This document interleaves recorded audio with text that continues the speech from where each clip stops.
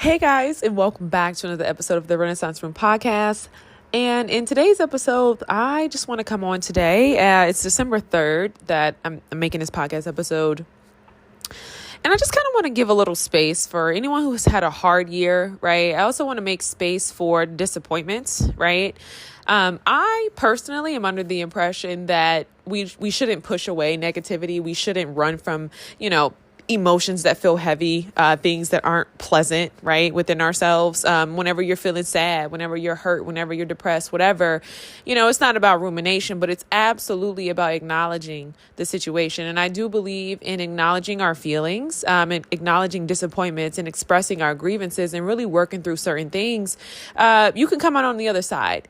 I believe that life is a process, and emotionally, if you really want to be someone who's emotionally resilient, right, that means you have the ability to kind of push through things, and not sit in a space, because grief demands to be felt, right? So you're going to feel that grief one way or another, right? And, I think about people who come on and, come into my comment sections and, they're hostile, right? And I don't want to give too much, too much energy to negativity. But I have compassion for people because, one thing I know for sure is like, life is hard, and it's never really about you, right? How can it possibly be about me? I don't even know you.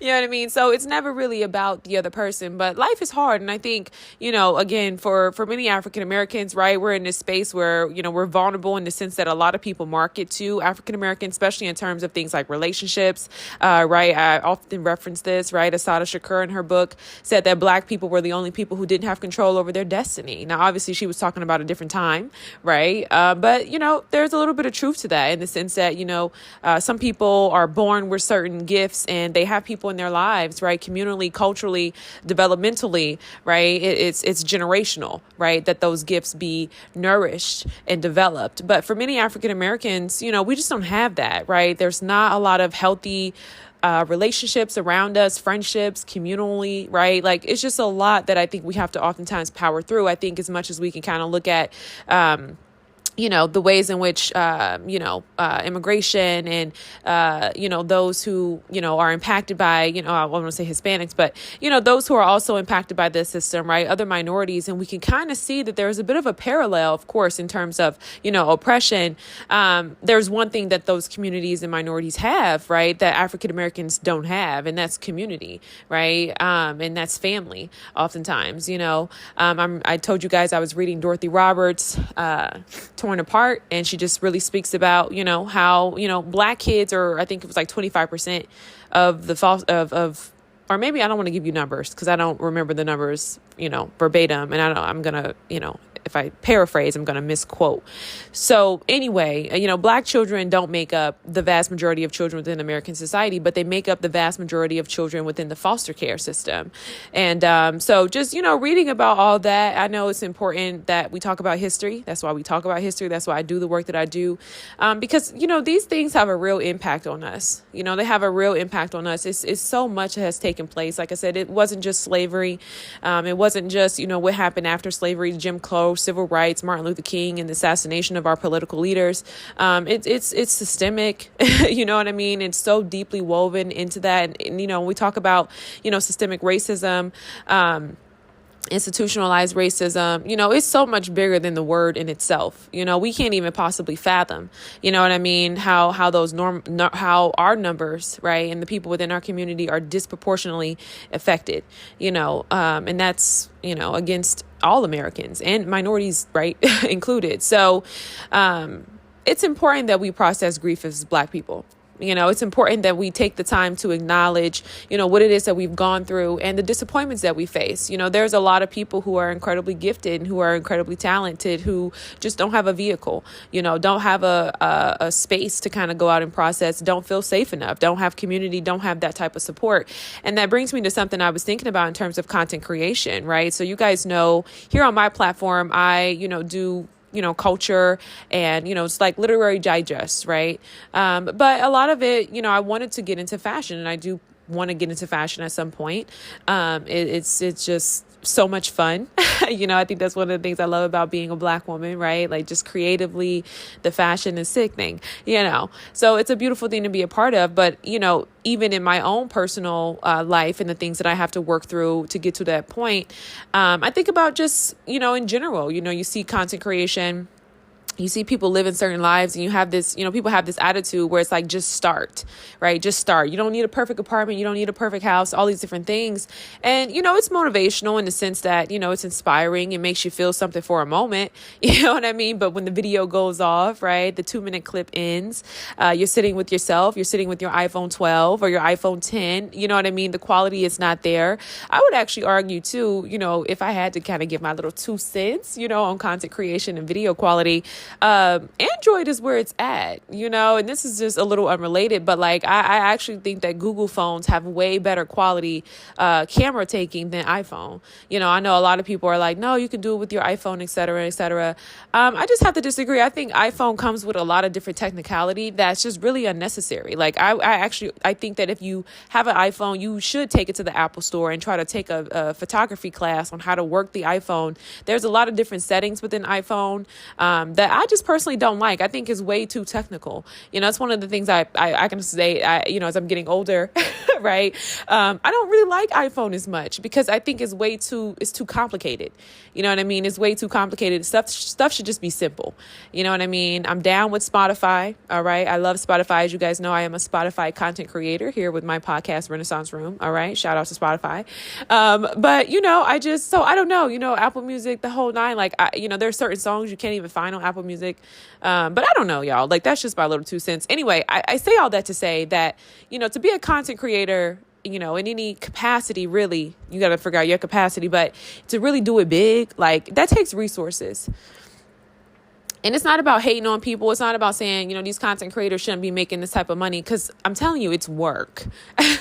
It's absolutely work. You got like a bunch of mini celebrities. You know what I mean? It's work. You see the hair care team. You see the girls, all the things. But, it's work, but it's also money that goes into that, right? One of the things about our economy is that you don't get anything for nothing, right? That's why we had the conversations about trade schools and 4-year colleges, right? We obviously know 4 years, a lot more money, right?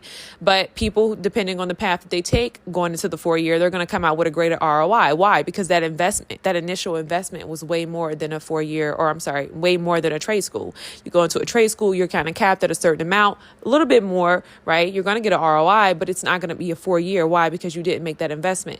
And that goes for anything, right? You buy a certain type of item or certain type of product, not always, if they're not doing business correctly. But for the most part, you put something in and you're going to get something back. And a lot of times it is based on monetary value. So I say that to say, when it comes to fashion content creation, and this is just the niche that I'm dealing with today, depending on what lane you trying to go in, right? There's a lot of different aspects into fashion content. You could be somebody who's a commentator. You could be somebody who's more like a fashion critic, right?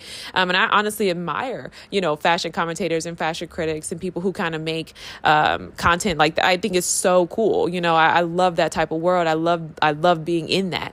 Obviously I like conversation, right?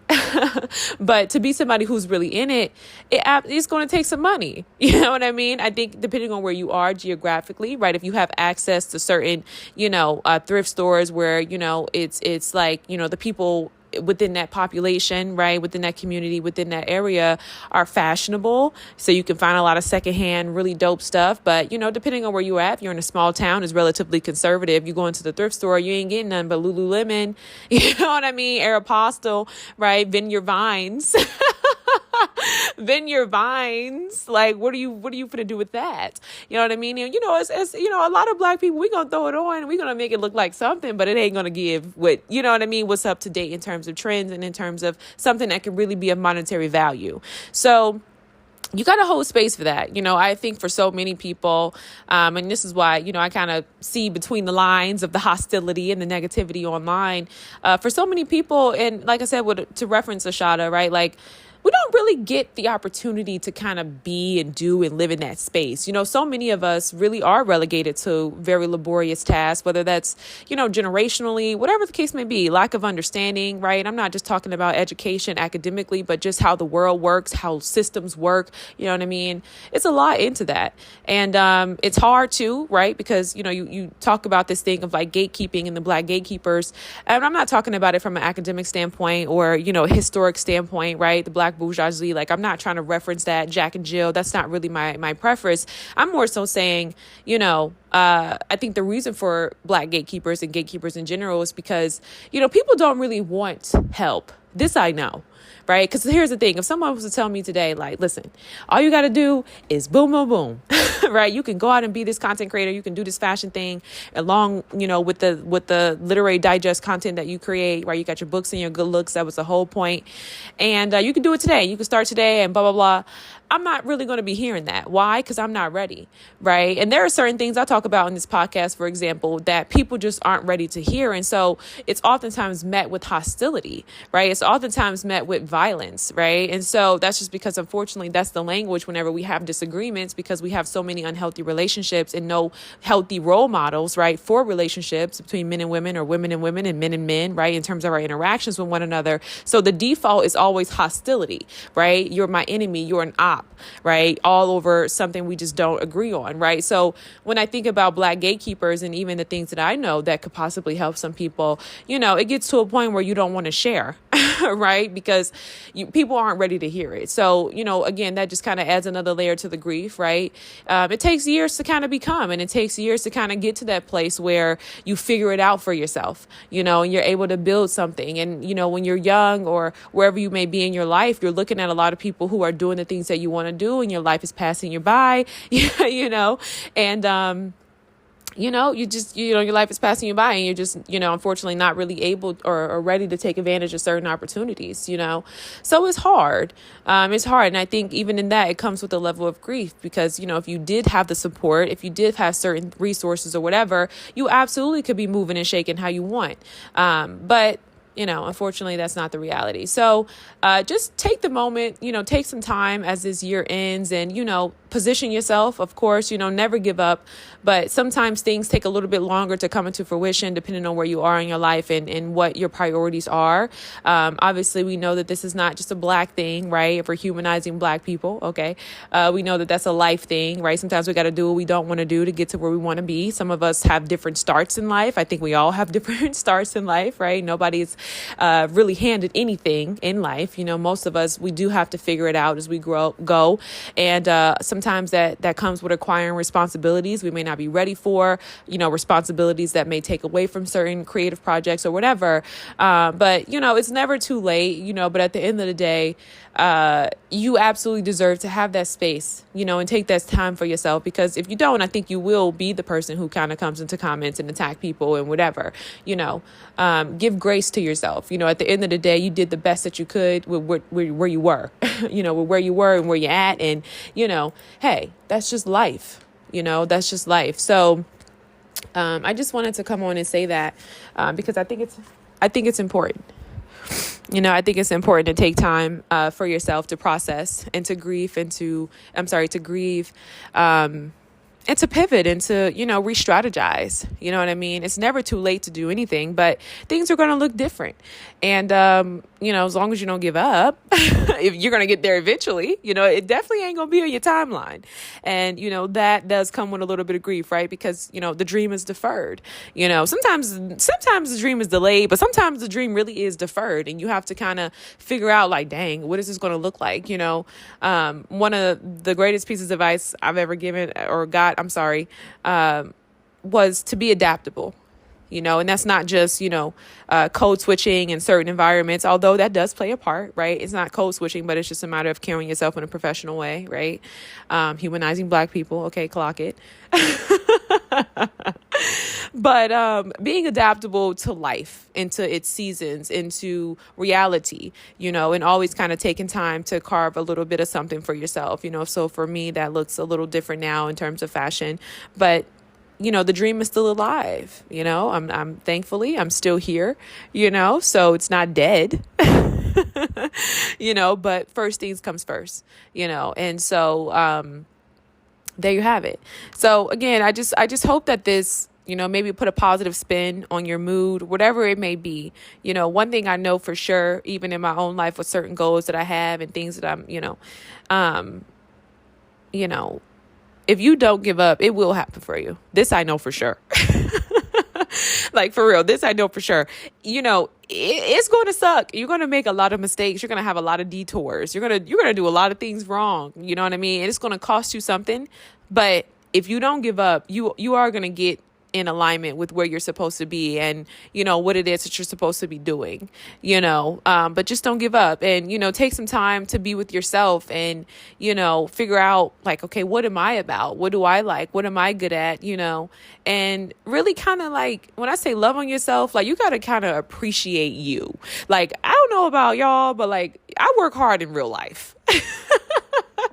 I work hard in real life and this ain't about like, no, I'm dead serious, and so like, you got to appreciate the work that you're putting in, like seriously, sometimes you need somebody to be like, hey, listen, yeah, good job today.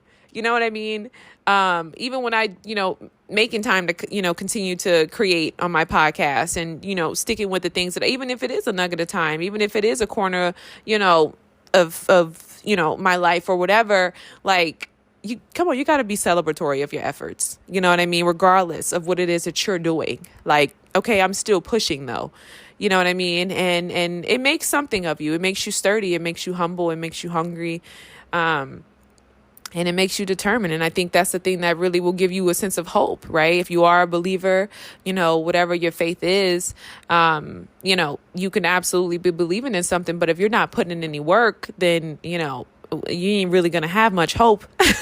You know what I mean? You got to be, I think faith works. And this is just coming from somebody who's not just a hearer of the word, right? But a doer of the word. Your faith works by putting it into practice. I can have faith in my future because these are the steps that I'm taking. And prayerfully, all right, I know that the odds may be stacked against me. I'm a black woman, and whoop-de-whoop-de-whoop. I didn't have this, I didn't have that. This is where I started, whoop-de-whoop. This is the circumstance, whatever. But faith says, listen, God's going to part this Red Sea. Something's got to come through for me at some point. You know what I mean? Because I'm putting in the work, I'm showing up daily. But if you're not putting in the work and you're just believing, you don't have nothing to hope in because you're just believing. But you're like, what are you believing in? You see what I'm saying? So you got to be a practice. You have to practice the faith in order for it to be real. If you don't practice the faith, then all you have is doctrine at that point. It's theology, it's religion, and it's dead. It's not alive. You know what I mean? It's a living word. Okay. Living word means put it into practice. All right. You live it, breathe it, sleep it. You walk it. You don't just talk it. You see what I'm saying? You got it. You get the gist. I hope you guys got something from this. I thank you so much for listening. Y'all know how it is. I show up, I give my best. I do what I can. I do what I can and what I can't, but hey, I do what I can.